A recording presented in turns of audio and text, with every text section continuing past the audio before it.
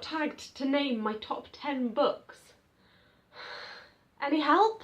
I got tagged to name my top 10 books. Any help? The whole concept is an anathema to me.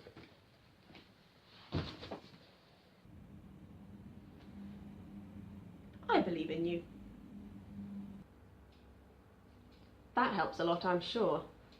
It is a complete nightmare. I wouldn't know where to start. I'm going by authors, so far I have Jane Austen, Charlotte Bronte, Thomas Hardy, Virginia Woolf, Rosamond Lehmann, Tolkien, Daphne du Maurier, and Philip Pullman. To start with. All good. So a favourite by each? Or you could allow yourself 2 by Jane. No, I have to stick to 1 book per author or the whole system will collapse. Then I think it has to be Swallows and Amazons for a childhood classic, but it could also be either The Chronicles of Narnia or The Little House on the Prairie books or The Ordinary Princess or The Little Princess. I'm strongly tempted to include The Hunger Games. What about The Book Thief? I'd say King Lear, but thankfully I haven't actually read that one. Hunger Games? I would be tempted to exclude children's books. No, that's not fair. I mean, I love The Hunger Games. It doesn't all have to be literary. Top 10 as in 10 favourite or 10 you rate the most? Well, this is the big divide in interpretation. By and large, my favourite books are the books I rate the most. And books or novels? I don't know! It's so vague! What about Keats, say? Not actually a massive fan of Keats. I was more into Shelley back in the day. Great, that's another then. Not that into Shelley though. I was definitely more into The Hunger Games than I was into Shelley. And you were more into many others when younger. Like what? This is why I'm seeking your advice. Steve says top 10 this year. That would be A Note in Music, Silas Marner, Antigone, A Very Private Diary, and I reread Mansfield Park. That's 5 books. After that I'd be getting into the firmly middling zone. I mean, you could say We're Going on a Bear Hunt was definitely a favourite. Oh god, so true.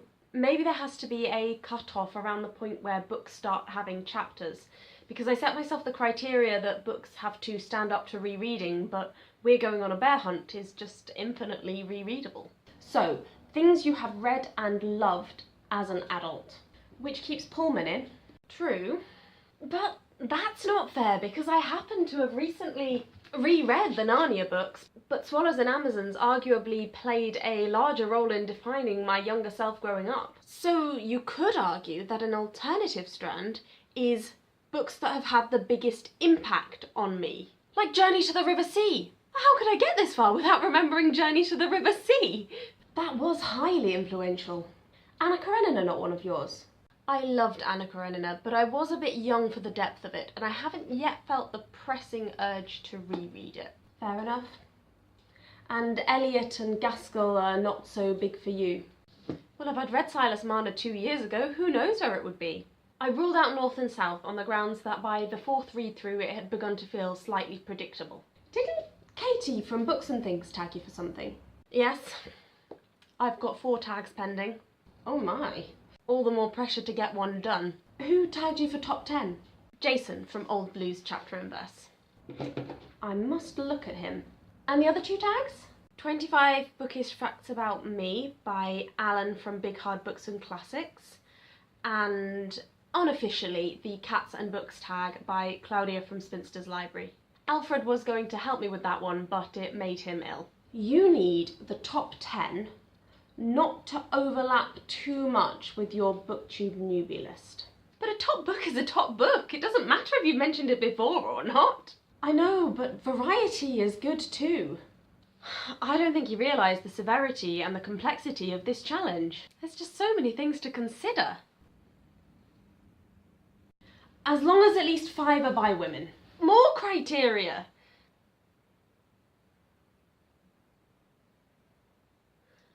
That one's easy enough.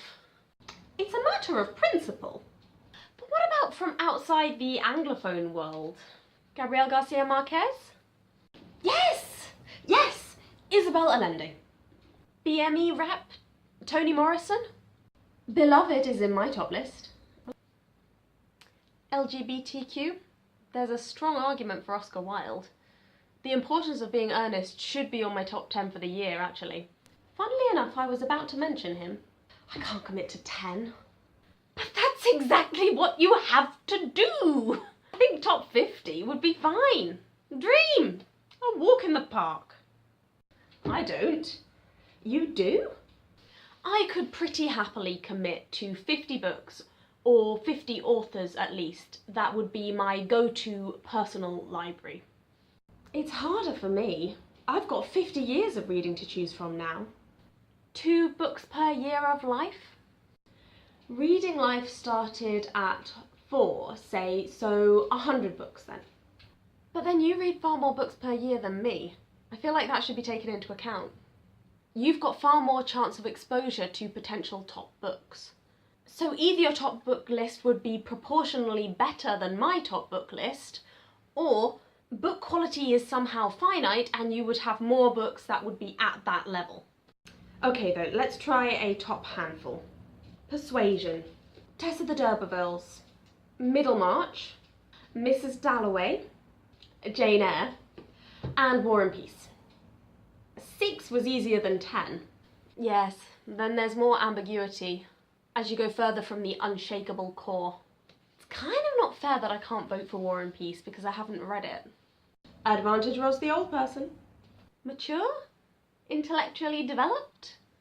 More reading years, as you said, but then there will be wonderful books that I have now forgotten. Stupid base 10. If only we were three-toed sloth. Makes turning pages hard though. Might limit your reading somewhat. Less books to choose from. Do I add the Odyssey and the Aeneid? Is that fair? Top 10, but not favourites in the other sense. I strongly considered Beowulf. But then I thought I had to pay some consideration to modern factors such as readability and narrative structure. But on the other hand, part of my justification for having The Lord of the Rings was its foundational role in fantasy. So you could say that a foundational role in Western literature is also pretty important. Thankfully, I haven't finished the Iliad yet. You could say that those are part of a series, so they'd only take up 1 slot. But then, according to the rules, you have to count books of the Bible separately, so somehow I don't think that one would slip through. The Wasteland by Eliot, if I allow poetry. Poetry is definitely allowed. You didn't pick Keats? No. Tough choices. I think I'd better sleep on this. Thanks for your help. Or rather, thanks for making this infinitely more complicated than it already was. My pleasure. There is an argument for the authorised King James edition of the Bible in my top 10. Surely not. Our mutual friend could creep in. I think I would exclude anything from after 1950 on the grounds that it hasn't passed the test of time. To Kill a Mockingbird? Not for me. Does it have to pass the test of time, or just your personal test? That's why I considered rereadability. I really have to go to sleep. Good night. Yes, a good criteria. Good night. But I haven't reread anything by Woolf or Lehmann, and that clearly can't exclude them. Leave it.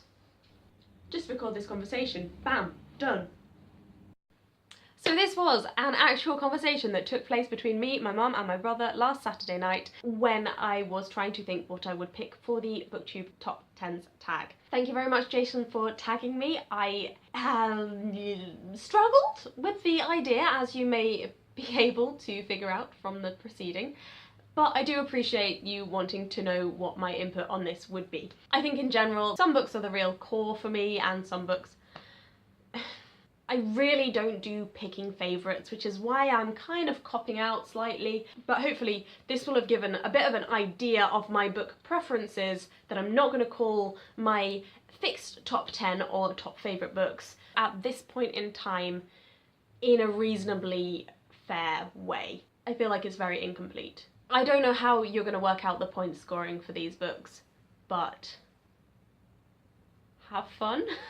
We can consult in the comments. Yeah, and if you want to know why as well, anyone out there, if you want to know why these books are the books that have made it into at least the discussion towards being in the top 10, then talk to me about it in the comments, because these are all books that I really do like and I would love to talk more about them, and that's why I mention them, I guess, because they're books with a lot of richness and a lot of depth. I should probably tag some people, so I haven't actually looked to see who has done this because I'm bad and useless. So I'm going to tag the people that I mentioned. So I mentioned being tagged by Katie from Books and Things. Katie, I am tagging you to do this. I can see that Katie has done a couple of top 5 videos, so if she's able to choose like top 5 classics and top 5 modern books, then she could maybe just smush those 2 videos together and then top 10, easy. I also mentioned Alan from Big Hard Books and Classics. Oh, he's done this tag already, so I can't tag him.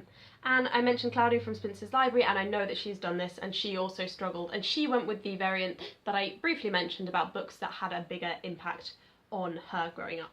So I'm going to tag, I don't know who else to tag, because realistically I don't actually know that many people on Booktube yet. In fact, a lot of the booktubers that I watch seem to be quite busy and like have a couple of tags on the go or things like that. So what I'm going to do is I'm going to tag some newbies, because I like newbie booktubers and I feel like I am still a newbie booktuber because I've only been here for about maybe 6 months now. And I think as a newbie you don't really get tagged because you don't really have a network yet, so I'm just going to search the Booktube Newbie Tag and I'm going to tag 5 people who recently have done that. And then I'm going to watch your Booktube Newbie videos as well. Somebody called Gloria Violet, looks like she's doing pretty well already. Gloria Violet, I tag you to do the top 10 books tag. Tea Time with Naomi, I'm tagging you to do the top 10 books tag. Michaela dear, in fact let's just see if anyone's posted one just today. Aww. Somebody whose channel is called The Return Cart, I am tagging you.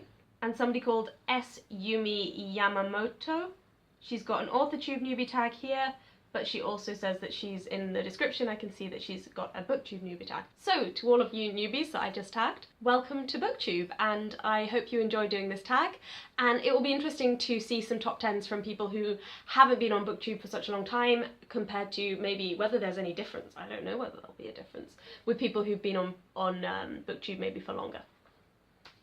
Whoa! I forgot that my laptop was connected to the stand that I was filming from. Oops. So thank you for watching and have a nice day and Merry Christmas, because I expect it will probably be Christmas by the time I get this posted. Happy New Year if it doesn't make it out till January. I'm planning on getting down to the other tags that I mentioned either this month or next month, or the month after that, or potentially the month after that. Bye! Okay, I feel like I need to add a little disclaimer in about my beard. This is a beard. Don't go telling me it doesn't look like a beard. Clearly a beard.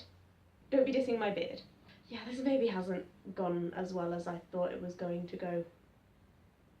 And if it hasn't, I blame the beard.